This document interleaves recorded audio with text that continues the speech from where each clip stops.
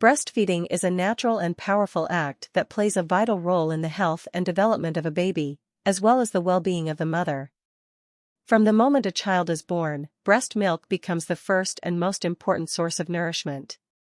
It is perfectly designed by nature to meet all the nutritional needs of a newborn, providing the right balance of energy, proteins, fats, vitamins, and minerals required for healthy growth.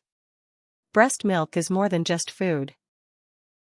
It is a living substance that contains antibodies, enzymes, and hormones that help protect the baby from illness and infection. In the early days after birth, a mother produces colostrum, a thick yellow milk that is rich in immune-boosting properties. Colostrum acts as the baby's first vaccine, strengthening the immune system and helping the newborn adapt to life outside the womb. Breastfeeding sessions. The hormones released during breastfeeding can help reduce the risk of postpartum depression and anxiety. The quiet moments shared during feeding can become a time of rest, reflection, and emotional bonding,